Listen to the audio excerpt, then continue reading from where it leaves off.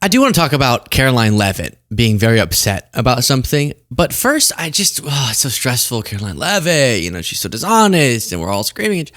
So I have a clip I came across. It's really beautiful. There's something beautiful about it in the way that it kind of nicely and succinctly, with one just few second clip, sums up America today. America right now in a brief clip. So let me play it for you. And then I'll explain. Here it is. Did the Department of Justice try to get you framed January 6th? Did the Department of Justice try to get you framed President Trump? Yes, hold on. They did. This is our enemy. These are the people. There's just something. Enrique Tarrio, insurrectionist, who's freed from prison because the president pardoned him after he created a plan to overthrow the government and then acted on it. And then someone screeching traitor at him as he's out free. That's America, right? That's America today. A free insurrectionist being screamed at. I mean, it's beautiful in the way that Gettysburg to Trump was beautiful. Where our union was saved by the immortal heroes at Gettysburg. Gettysburg, what an unbelievable battle that was. The Battle of Gettysburg, what an unbelievable, it was so much and so interesting and so vicious and horrible and so beautiful in so many different ways. It represented such a big portion of the success of this country. Gettysburg, wow. I go to Gettysburg, Pennsylvania to look and to watch. And the statement of Robert E. Lee, who's no longer in favor. Did you ever notice that? No longer in favor. Weird. Never fight uphill, me boys. Never fight uphill. They were fighting uphill. He said, wow, that was a big mistake. He lost his great general. And they were fighting. Never fight uphill, me boys. But it was too late. Where are you? Yeah. Beautiful in that way. Just when I think America, I think. And I think at some point we just need to soak it in. We just need to appreciate it. Oh gosh. Really think about that. Enrique Tarrio standing out there as someone correctly, pretty loudly, but correctly describes him as a traitor. In that tone of voice, it's just so beautiful and so disturbing. And never fight me uphill, me boys. You feel I go sometimes and I go to Washington and I see Enrique and I just watch and I wow, it's just, there's pain and there's beauty. So with that in mind, now that we've had our spirits uplifted, what was Karoline Leavitt so upset about? Well, I'll show you her in an interview, but first, the context is that ABC's Terry Morin said the thing about Stephen Miller is not that he is the brains behind Trumpism. Yes, he is one of the people who conceptualizes the impulses of the Trumpist movement and translates them into policy, but that's not what's interesting about Miller. It's not brains, it's a bile. Miller is a man who is richly endowed with the capacity for hatred. He's a world-class hater. You can see this just by looking at him because you can see that his hatreds are his spiritual nourishment. He eats his hate. Trump is a world-class hater, but his hatred only a means to an end, and that end is his own glorification. That's his spiritual nourishment. True. Wow. That's really, really profound. But it got him into a bunch of trouble for some reason. ABC suspended him while they decide what they're going to do because it's not objective. But can he not post his own feelings on social media and then whenever he's doing reporting on ABC, make sure it's objective? Because obviously there's subjective statements in there. I don't know if you could say objectively Stephen Miller is bile. I think conceptually he's very much bile. I think his brain is filled with bile, but maybe not literally objectively. But it really does capture what the Stephen Miller phenomenon is and kind of how Trump uses hate versus how Stephen Miller uses hate. But this led to so much rage. And then ABC suspended Terry Morin. after JD Vance was saying, an ABC journalist, Terry Moran, posted this absolutely vile smear of Stephen Miller. It's dripping with hatred. Remember that every time you watch ABC's coverage of the Trump administration.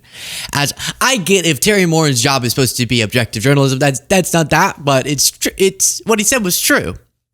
Subjectively. As it happens, I know Stephen quite well, and he's motivated by love of country. Yes, Stephen, quite the lover.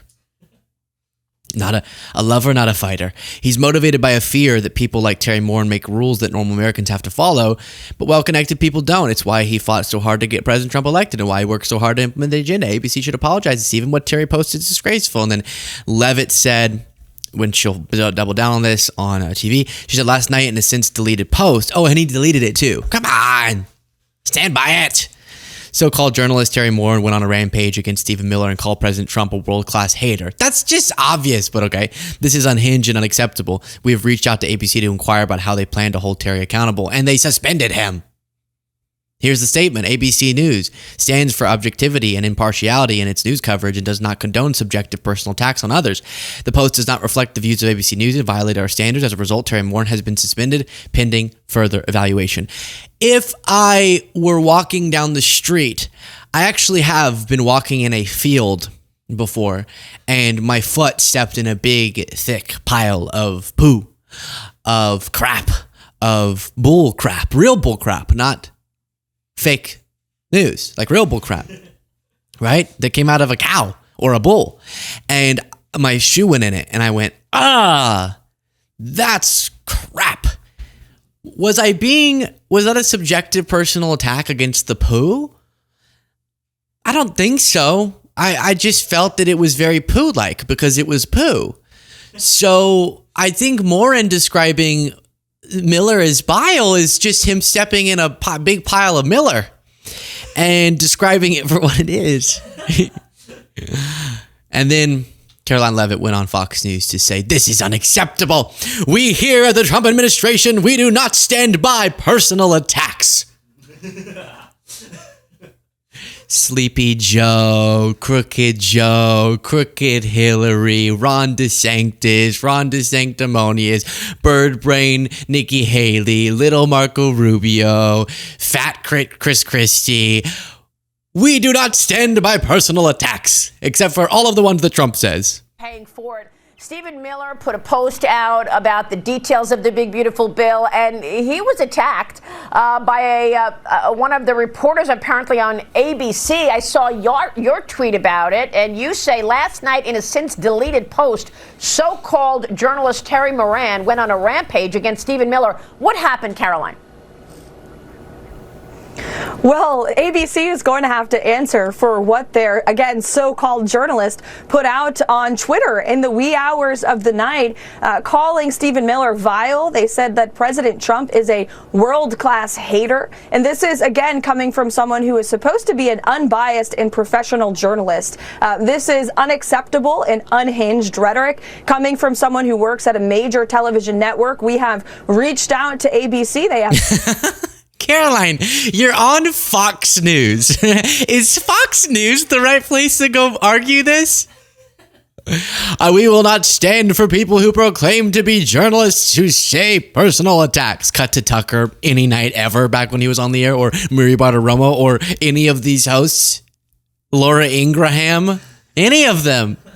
We don't stand for that. Said they will be taking action, so we will see what they do. But I think this speaks to the distrust that the American public have in the legacy media, and it's why in the White House press shop and in President Trump's White House, we have made so many significant and much-needed changes to press access and transparency at the White House. We've invited in new media. We have shaken up the White House press pool, and we also just won a major victory over the Associated Press, who thought that they had a constitutional right to walk into the Oval Office or to fly on Air Force One, and a judge said no. In fact, those are... They thought they had a constitutional right not to be punished by you because you didn't like what they were writing. You can take that one down. But at one point, she says this. I'm trying to figure out what she's alluding to before playing it. If you appreciate the show, easy, simple, lickety-split, subscribe button. Boom. It's free. Just click it and then it notifies you and stuff whenever we do new videos. And we are doing a live show. It's going to be very exciting. All of the VIP tickets sold out. Huh. Hell yeah. So now, but general admission, all the seats in the house are going to be great. Let's be honest. So you can get your tickets at lukebshow.com/live. Link to the description. July 5th, Austin, Texas. I'll meet each and every one of you if you stay around afterwards. And then clearly he knew he was wrong because he deleted the post as soon as he allegedly woke up this morning. Karoline. Allegedly woke up? Is she alluding to some sort of bender? Terry Morin said that he posted that late into the night and then woke up the next morning, allegedly. But I think that he was posting that during a drug-fueled bender with 16 prostitutes. That's what I think. I think he's been going all night. I don't think he slept a bit, Maria. How else would any rational person come to the conclusion that Stephen Miller is hateful? All of the things he's ever done, ever and said and done and ever said or done would be my just quick stance on that.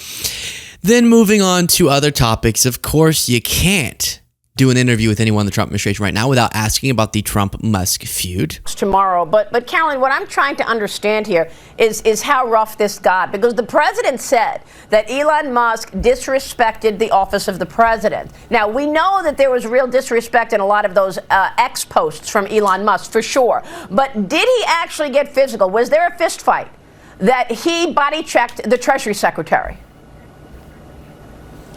I certainly wouldn't describe it as a fistfight, Maria. It was definitely a disagreement. Although I was not there, I didn't witness it with my own eyes. I heard about it through secondhand reporting. But again, we've moved on from that. The president has moved on from it. And the entire administration is focusing on passing this bill. But also, Maria, cutting waste, fraud, and abuse from our government remains a critical component of this administration's agenda. Understood. Speaking of which, just so you all can feel utter rage, look at this NPR headline.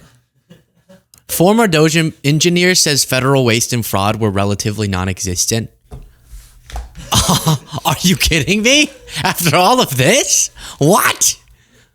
What about the condoms in Gaza?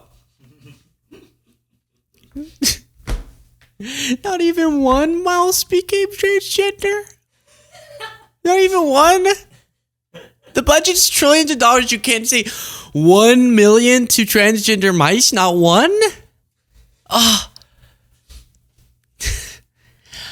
Yeah. I'm sure there is fraud at some level in any big organization, and waste for sure in any big organization, definitely the federal government. Does that mean that Doge actually had the mission and was successful in finding and uprooting it? No, they weren't. Then to the credit of Maria Bartiromo, she does follow up on this question about the physical fight. Where his heart is and where his priorities are. But, you know, Karoline, right. The Washington Post reported after speaking with Steve Bannon that Elon Musk aggressively body-checked Treasury Secretary Scott Bessent in the White House. We're all trying to figure out what happened here and how come this got to this level. What happened? Did he body-check the Treasury Secretary in the White House? Well, look, when this story originally broke, I said from the podium that there have definitely been healthy disagreements amongst the cabinet and Elon Musk. There were times in which they got frustrated with one another, but I think that really speaks to the heart of this cabinet and the president's team, that they can have these robust disagreements and then still come together to do what's right for the people they are serving. And you Is that what happened? Did they come together? I think I remember some memory somewhere of it not ending that way, that they didn't ultimately come together, but maybe I'm tripping. I don't know.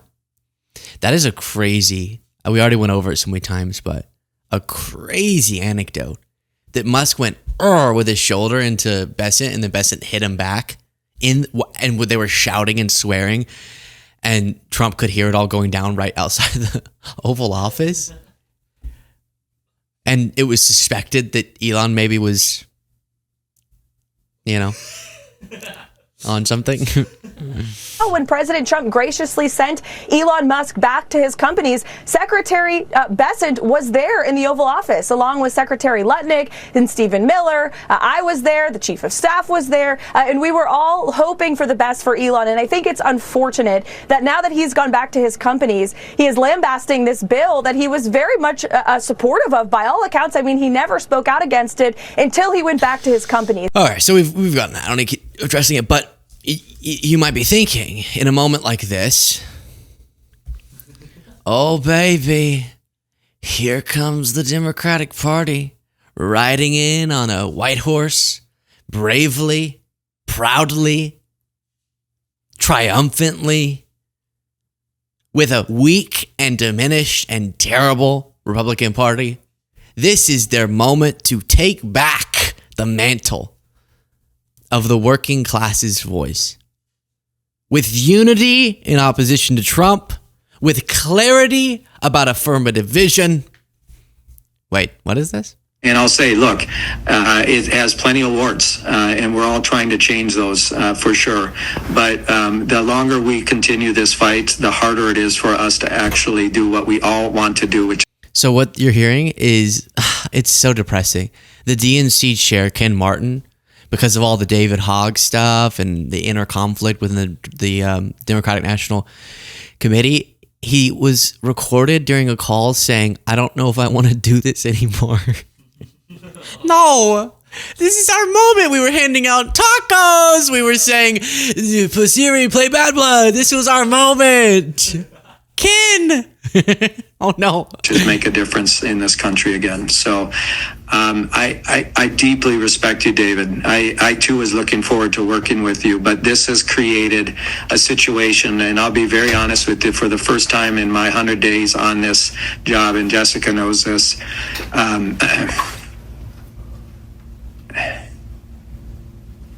Ken? The other night I said to myself for the first time, I don't know if I want to do this anymore. And partly not because of the stress and all the naysayers, right? I'm used to that. I've spent 14 years as a chair. I'm used to getting beat up on.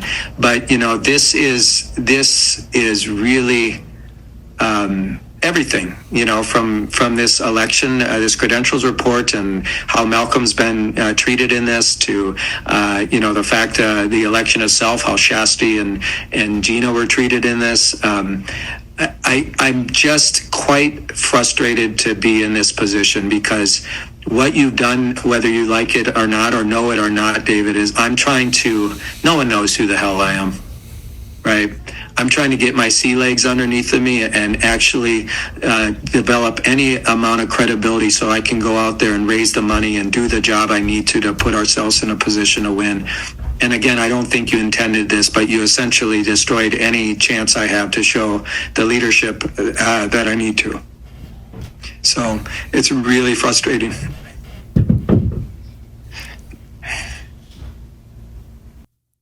It sounds like he's choking up. Oh, Ken. Oh, buddy. Brother. Come on. I showed you the top of this segment. America. That's right here.